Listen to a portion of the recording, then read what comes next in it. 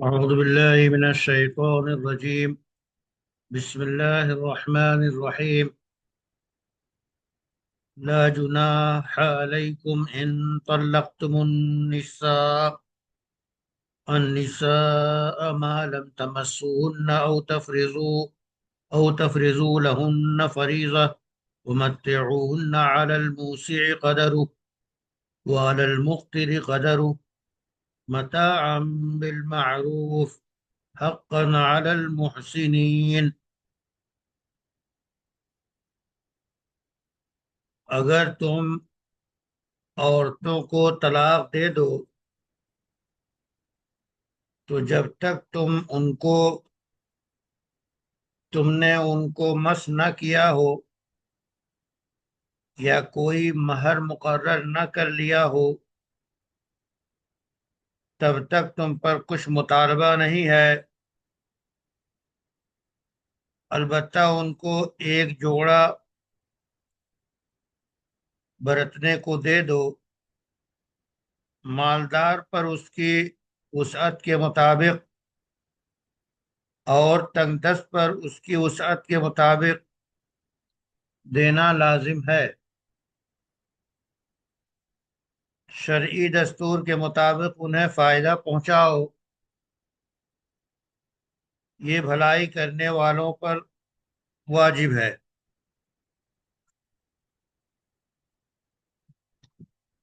معلوم تمسوہن، اس آیت میں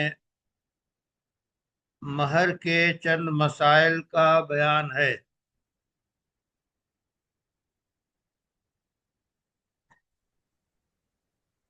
جس عورت کا مہر مقرر کیے بغیر نکاح کر دیا گیا ہو، اگر اس کو ہاتھ لگانے سے پہلے طلاق دے دی تو کوئی مہر لازم نہیں،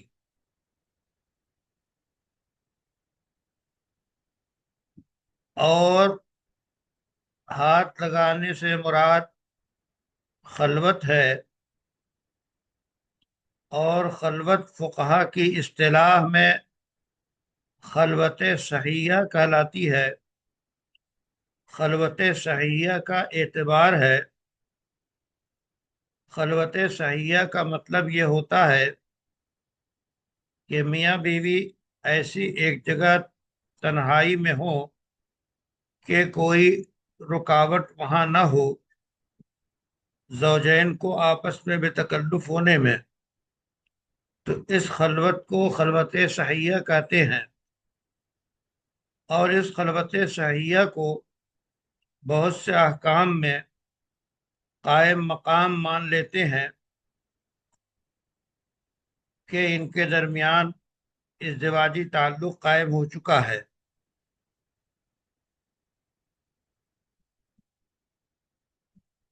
اگر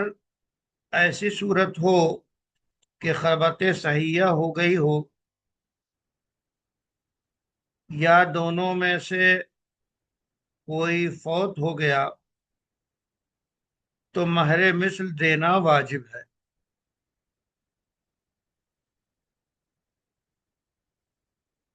بشرطے کہ نکاح کے بعد انہوں نے آپس میں کوئی مہر طے نہ کر لیا ہو۔ ایک صورت یہ بھی ہے کہ نکاح کے دوران تو مہر کا کوئی تذکرہ نہیں ہوا، لیکن جب نکاح ہو گیا تو نکاح کے فوراً بعد انہوں نے آپس میں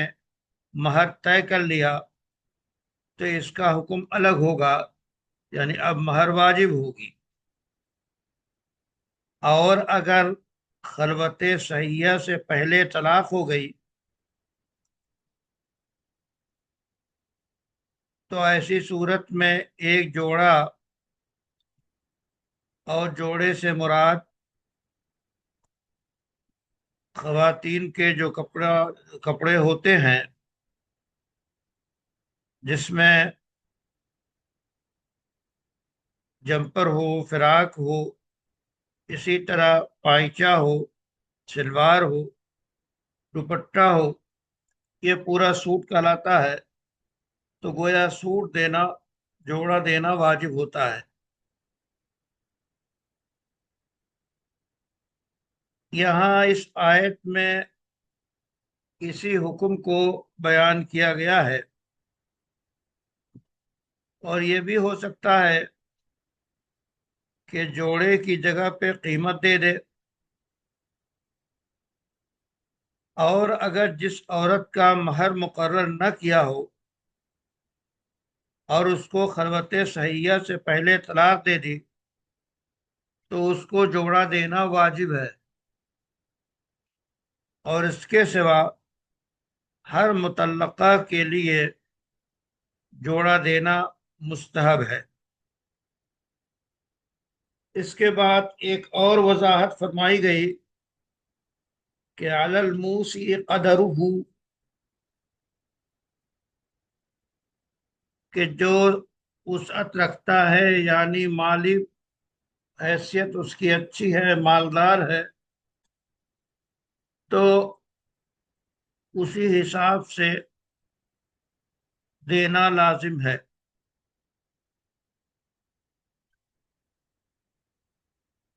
امیر و غریب پر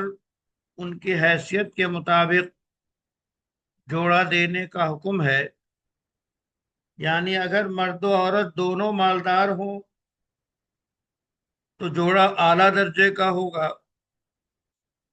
دونوں ضرورت مند اور محتاج ہوں تو جوڑا معمولی درجے کا ہوگا، ایک مالدار ہو اور ایک محتاج ہو تو جوڑا درمیانی درجے کا ہوگا۔ تو گویا طلاق کی اور مہر کی یہ صورتیں بیان کی ہیں۔ اسی طرح اگلی آیت ہے وَإِن طَلَّقْتُمُوهُنَّ مِن قَبْلِ أَن تَمَسُّوهُنَّ وَقَدْ فَرَضْتُمْ لَهُنَّ فَرِيضَةً فَنِصْفُ مَا فَرَضْتُمْ إِلَّا أَن يَعْفُونَ وَيَعْفُوَ الَّذِي بِيَدِهِ عُقْدَةُ النِّكَاحِ وَأَن تَعْفُوا أَقْرَبُ لِلتَّقْوَىٰ وَلَا تَنسَوُا الْفَضْلَ بَيْنَكُمْ إِنَّ اللَّهَ بِمَا تَعْمَلُونَ بَصِيرٌ، کہ اگر تم عورتوں کو انہیں خلوت سے پہلے طلاق دے دو اور تم ان کے لیے کچھ مہر مقرر کر چکے ہو تو جتنا تم نے مقرر کیا اس کا نصف دینا واجب ہے، مگر یہ کہ عورتیں خود کچھ معاف کر دیں یا شوہر اپنی طرف سے کچھ اضافہ کر دے، اور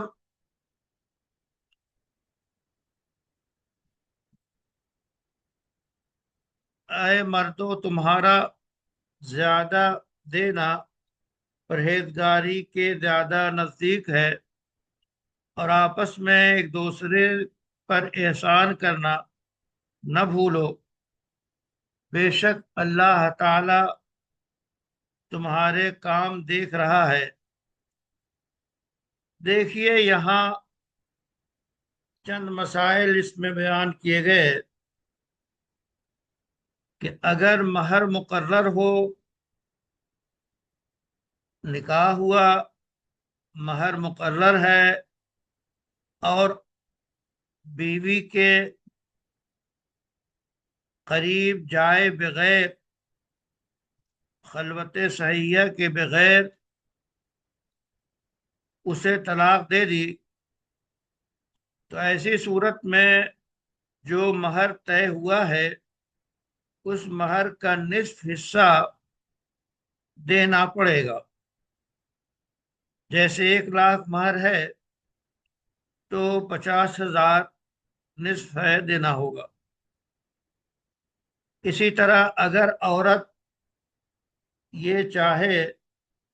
کہ آدھے میں سے کچھ معاف کر دے تو جائز ہے، یعنی اس مثال میں 50,000 لینے کے بجائے وہ 40,000 لے لے، 10,000 چھوڑ دے یا اور کم کر دے تو اس کو اختیار ہے۔ اسی طرح یہ بھی اختیار ہے کہ شوہر اپنی خوشی سے آدھے سے زیادہ دے دے تو بھی جائز ہے، یعنی 50,000 کے بجائے 60,000 70,000 دے دے، تو گویا جس کا حق ہے اس کو کم کرنے کا اختیار ہے، اور جو دے رہا ہے اس کو اضافہ کرنے کا اختیار ہے۔ اسی طرح شوہر اپنی خوشی سے اگر آدھے سے زیادہ دے تو کہتے ہیں کہ یہ زیادہ اچھی بات ہے، تقوی اور پرہیزگاری کے قریب ہے، کہ ایک تو بیوی کو طلاق دینے کے باوجود کوئی زیادتی کرنے کے بجائے احسان سے پیش آ رہا ہے، تو یہ تقوی کی بات ہے۔ یہاں اللہ کا حکم تو یہ ہے کہ اگر میاں بیوی میں جدائی ہو رہی ہو تب بھی آپس میں احسان کرنا نہ بھولو، یعنی طلاق کے بعد آپس میں کینہ، بغض، عداوت نہ ہو، اسلامی اور قرابت کے حقوق کا لحاظ رکھے، حسن سلوک اور مکارم اخلاق کی یہاں ترغیب دی گئی ہے۔ عام طور پہ جو سماج میں دیکھا جاتا ہے وہ یہ کہ اگر زوجین کے مابین طلاق کی نوبت آ گئی تو ظاہر ہے کہ اختلاف کی بنیاد ہی پہ، مزاجی ہم آہنگی نہ ہونے کی بنیاد پہ یہ نوبت آتی ہے، تو اس کے بعد ایسا نہیں ہے کہ دونوں ایک دوسرے کے دشمن ہو جائیں، برا بھلا کہیں، بلکہ یہ سامنے ہونا چاہیے کہ زندگی کی رفاقت ان دونوں کے آپس میں نہیں تھی، وہ جو تعلق تھا ختم ہو گیا، اب لین دین میں، معاملات میں بہتر طریقے سے برتاؤ کرنا چاہیے، مہر کی ادائیگی ہے اور جو واجبات ہیں اس کو بہتر انداز میں دونوں طرف سے ادائیگی ہونی چاہیے۔ اس میں باہمی منافرت، دشمنی اور غیر مناسب الفاظ کا زبان سے نکالنا، یہ سب چیزیں اسلامی تعلیمات کے خلاف ہے۔ اس آیت کے اخیر میں اللہ نے فرما دیا کہ دیکھیے اللہ تعالی آپ کے اعمال کو دیکھ رہا ہے، یعنی جب مومن کا یہ تصور اور یہ اعتقاد ہو، اور ہر وقت ہونا چاہیے کہ جو کچھ وہ کر رہا ہے اللہ تعالیٰ اسے دیکھ رہا ہے، تو انسان ظلم و زیادتی سے بچے گا اور اچھائی اور بہتری اور احسان اس کی طبیعت کا خاصہ بنے گا۔ اللہ تعالیٰ نے دیکھیے یہاں ایسے موقع پر کہ طلاق کا معاملہ ہے، اور طلاق کا معاملہ کس قدر اہم اور شدت اختیار کیے ہوتا ہے، اور دونوں یعنی زوجین میں انتقام کا جذبہ ہوتا ہے، بسا اوقات ایک دوسرے کے وہ دشمن بنے ہوتے ہیں، لیکن ایسے موقع پر اللہ کی تعلیم ہے کہ آپس میں حسن سلوک کا حکم اللہ تعالیٰ دے رہے ہیں، اور خاص طور پہ مرد کو زیادہ تاکید کی جا رہی ہے، اس واسطے کہ زیادہ اذیت اور ایذا ایسے موقع پر مرد اور اس کے خاندان کی طرف سے ہی زیادہ تر ہوتی ہے، اس لیے خاص تاکید کی گئی کہ ان چیزوں سے گریز کرنا ضروری ہے، اور اللہ کو دیکھ رہے ہیں اور اللہ سن رہے ہیں، اللہ ہمارے ہر عمل سے واقف ہیں، اور یہ گویا ہمارا عقیدہ ہے، اس کا استحضار رکھے اور اس کے مطابق معاملات کرے، اور ایسے وقت میں عداوت اور اس سے متعلقات کو ذہن سے نکال دے، اور یہ سمجھ لے کہ ایک ساتھ زندگی نہیں گزر سکی، مزاجی اختلاف ہے، تو دونوں آزاد ہیں، اور پھر اپنے اپنے طور پر زندگی گزارے۔ اب ایک دوسرے کا کوئی ایسا تعلق نہیں انسانی تعلق کے علاوہ، اب اس میں دشمن بننا یا انتقامی کارروائی کرنا، اور آج کے احوال میں بے شمار مسلم جوڑے اپنے مسائل جو ہے وہ ملکی عدالتوں میں لے کر پہنچ جاتے ہیں، اور ایسا ہوتا ہے کہ مرد کی طرف سے اگر طلاق کی بات آئی ہے یا اس طرح کا نزاعی گفتگو ہے، تو عورت کی طرف سے دعویٰ کیا جاتا ہے، اور اگر مرد جو ہے وہ ایسا ملازم ہے جو سرکاری ہے یا اس کی تنخواہ متعین ہے، تو عدالت کی طرف سے باقاعدہ اس تنخواہ میں سے کبھی آدھا حصہ، اور جیسا وہ طے ہو جاتا ہے، خود بخود کٹ کر اس معلقہ یا متعلقہ یا جو اس سے الگ ہوئی ہے یا الگ ہونے والی ہے، اس عورت کو پہنچتا رہتا ہے۔ طلاق کے بعد بھی تا حیات مینٹیننس کے نام پہ وہ پیسے لیے جاتے ہیں شوہر کے بیوی کے لیے۔ ظاہر ہے کہ جب نکاح ختم ہو گیا تو نکاح کے خاتمے کے بعد اب جو شریعت نے عدت کے ایام اور عدت کے دوران نفقے کا حکم دیا ہے، یا جوڑے وغیرہ طے کیے ہیں، یا مہر ہے تو اس کی ادائیگی، اس کے علاوہ اور کوئی حق نہیں رہ گیا، دونوں اجنبی ہو گئے۔ اب دونوں کے اجنبی ہونے کے بعد عدالتوں کے ذریعہ عورت کی طرف سے شوہر سے زندگی بھر کے لیے نفقہ لینا، ظاہر ہے کہ یہ جائز نہیں ہے، یہ شریعت کے خلاف ہے۔ لیکن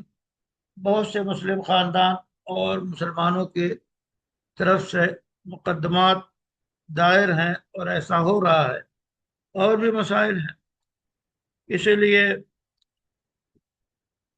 علماء نے فیصلہ کیا کہ شریعت اپلیکیشن ایکٹ کے مطابق یہ چیزیں احوال شخصیہ میں آتی ہیں، مسلم پرسنل لا میں آتی ہیں، اس واسطے اس کے لیے دارالقضاء، محکمہ شریعہ، شرعی پنچایت، مختلف ناموں سے ملک میں اس طرح کے ادارے قائم کیے گئے کہ مسلمان اپنے مسائل کا رجوع انہی کی طرف کریں، اور شریعت کے مطابق ان مسائل میں حل ڈھونڈیں۔ تو ظاہر ہے کہ یہ وہ مسائل ہیں جن میں حل ڈھونڈنا شریعت کا پابند ہونا ضروری ہے، اس کا لحاظ رکھنا چاہیے۔ دیکھیے، ملا جیون علیہ الرحمہ فرماتے ہیں کہ اب اللہ تعالی یہ بیان فرمائیں گے کہ مہر کب واجب ہے اور مہر کب واجب نہیں ہے، اور غیر مدخول بہا کو اگر طلاق دے دیں تو اسے جوڑے یا متع، جسے متاع بالمعروف کہتے ہیں، متع یا جوڑے کا کیا حکم ہے۔ تو فرماتے ہیں مہر کے وجوب، عدم وجوب، اور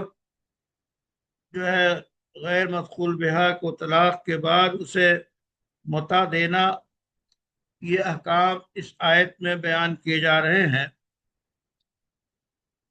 اور فرماتے ہیں کہ دیکھیے ایسی مطلقہ مطلقہ کی دو قسمیں ہو سکتی ہیں۔ اولی طور پہ کہ وہ متعلقہ مدخول بہا ہو یا غیر مدخول بہا ہو۔ ظاہر ہے کہ یہ عربی اصطلاح ہے،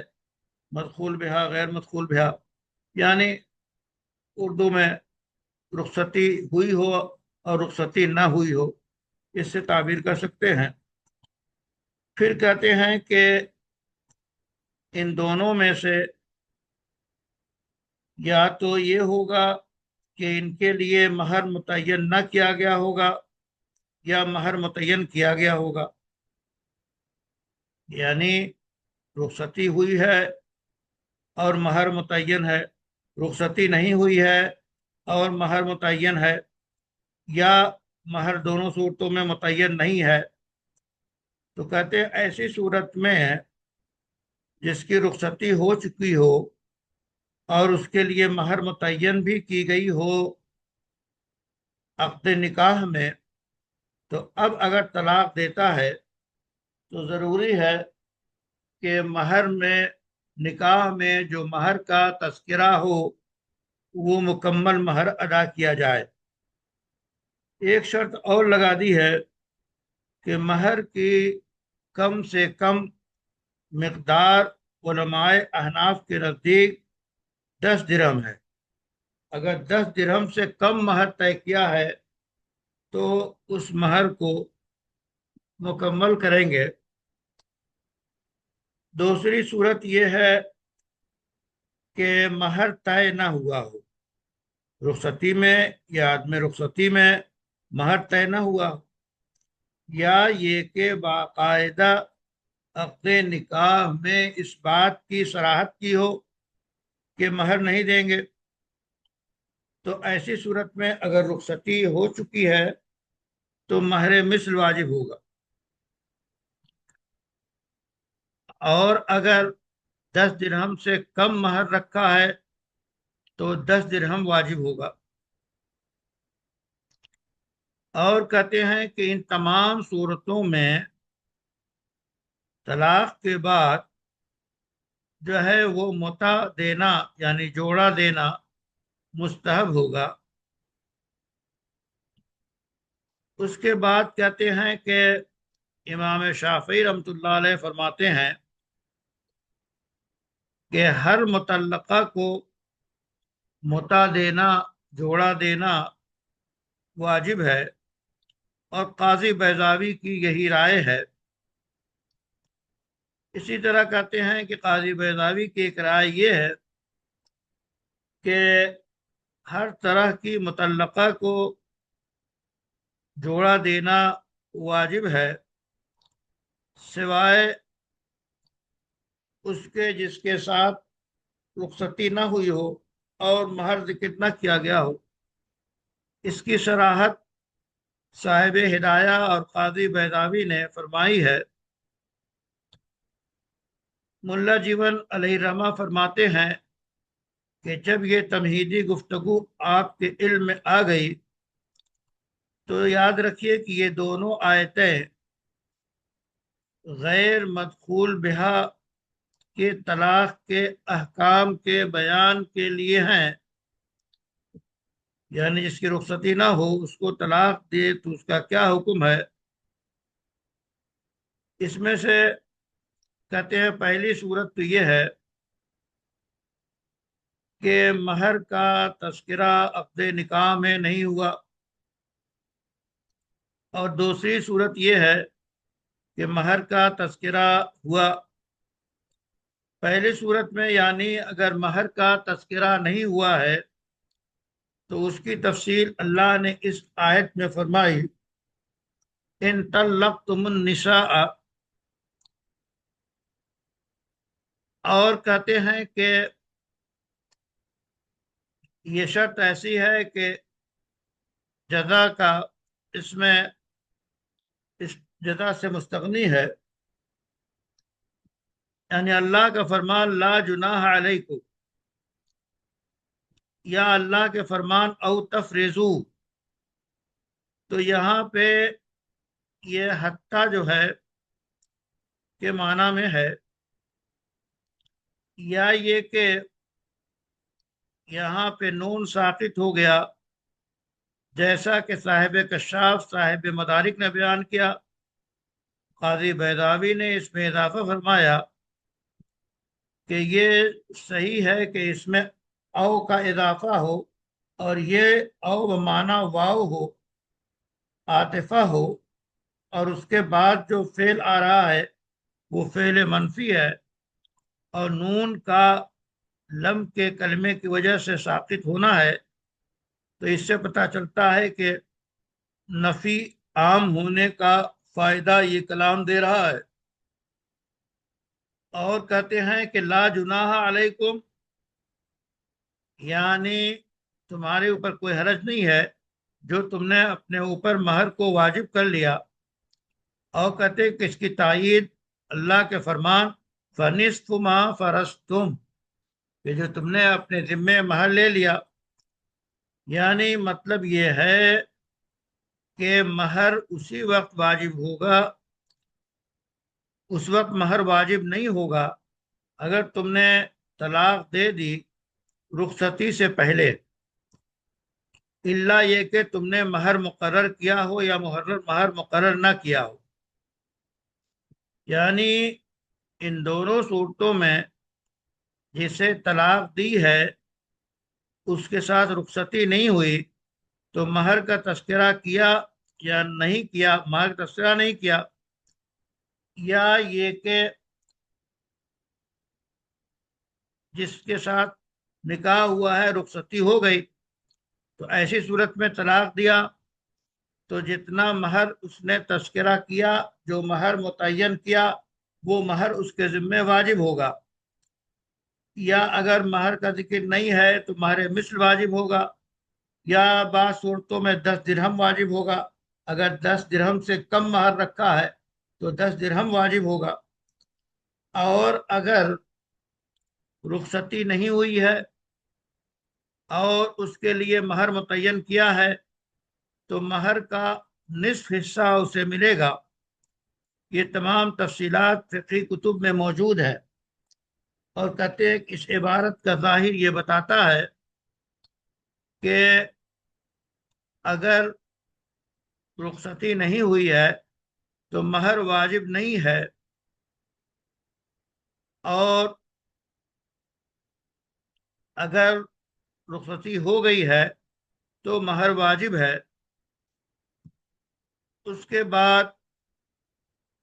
اللہ تعالی نے فرمایا کہ لا جناح علیکم ان طلقتم النساء ما لم تمسوهن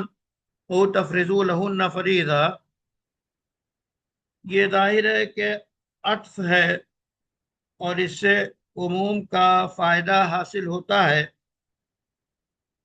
یعنی دونوں معاملات میں تمہارے اوپر کوئی حرج نہیں ہے کہ مہر کو متعین کیا اور متعین کرنے کے بعد مہر واجب ہو گئی، اور اگر مہر متعین نہیں کیا تھا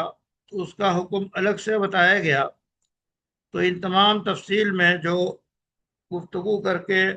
نفی، عدم نفی اور عدم عموم ان سب کی بات بتائی، بعض حضرات نے کہا کہ یہاں پہ لا جناح کا مطلب لا طبیعت، یعنی طلاق بدعی نہیں ہونی چاہیے، اور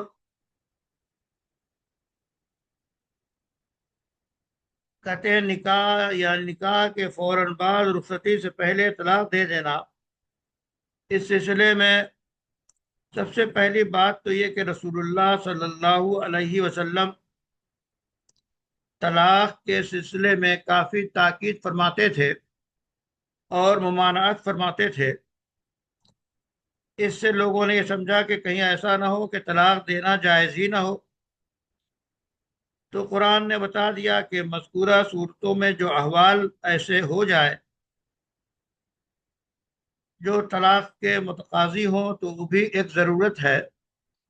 اس کی ضرورت کے تحت اس کا استعمال کبھی رحمت ہوتا ہے۔ اس کے بعد تفرضوا لہن فریضہ، یعنی خلوت صحیحہ اگر ہو گئی ہے، اور خلوت صحیحہ احناف کے ہاں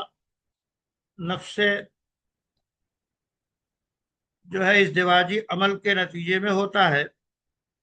اس کے درجے اس کے قائم مقام ہوتا ہے۔ سیدنا امام شافعی کا اس میں اختلاف ہے کہ اگر خلوت ہوئی اور خلوت کے باوجود ازدواجی تعلق قائم نہیں ہوا تو امام شافعی کے مطابق اس کے لیے مکمل، ہمارے یہاں مکمل مہر ہے، یعنی خلوت صحیحہ ہوئی اور حقیقت میں ازدواجی تعلق قائم نہیں ہوا تو بھی ہمارے یہاں مکمل مہر دیں گے۔ لیکن امام شافعی رحمۃ اللہ علیہ کہتے ہیں کہ نہیں، ایسی صورت میں نصف مہر دی جائے گی۔ اور آپ جانتے ہیں کہ مس کے معنی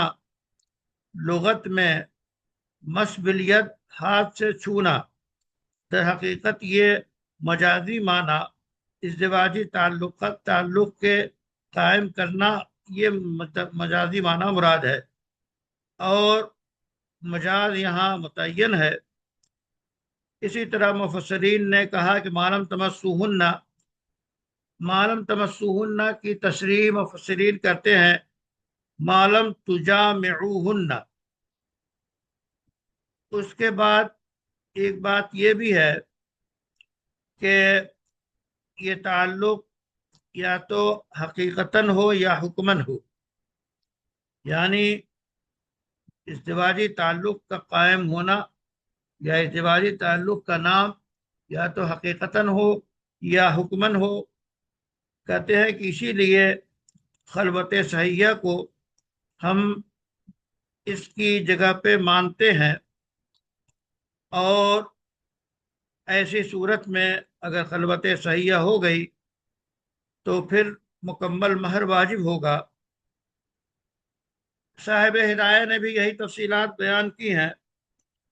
اور پھر جزوی گفتگو کرتے ہوئے آپ کے یہ بھی مسائل ہیں کہ وَإِن طَلَّقْتُمُوهُنَّ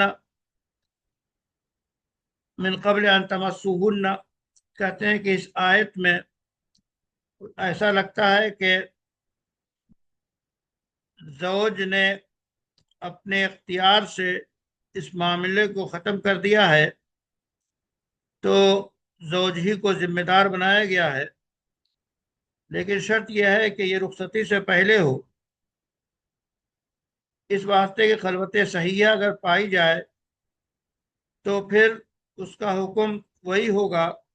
اور مکمل مہر واجب ہوگا۔ سیدنا امام شافعی ایسی صورت میں نصف مہر کو واجب کرتے ہیں، اور وہ فرماتے ہیں کہ انما یسیر مستوفیا بالوصی فلا یتأکد المہر دونہ۔ کہتے ہیں کہ دیکھیے، نکاح کا اصل معنی خلوت، اور خلوت اپنی تمام حقیقت کے ساتھ پائی جائے تبھی صادق آئے گی، ورنہ بغیر اس کے نہیں۔ یہ امام شافعی رحمۃ اللہ علیہ فرماتے ہیں، اور کہتے ہیں کہ جب خلوت ہو گئی تو اور وہاں پہ کوئی رکاوٹ نہیں رہی تو ایسی صورت میں گویا اس نے اپنی طرف سے کوئی کسر باقی نہیں رکھی۔ اور کبھی ایسا ہے کہ فقہا کی اصطلاح میں اس مسئلے میں ایسے الفاظ کا استعمال ہوتا ہے جو معاملات اور بیع و شراء کے مشابہ ہوتے ہیں۔ محتاط علماء اس سے پرہیز کرتے ہیں، اور اصطلاح میں مکرمہ مہر کو، ظاہر ہے کہ فقہا اپنی اصطلاح میں جو میری اصطلاح ہے اسے عوض اور معوض عن، بدل اور مبدل منہ قرار دیتے ہیں۔ یہ الفاظ فقہی کتابوں میں موجود ہیں، لیکن جو محتاط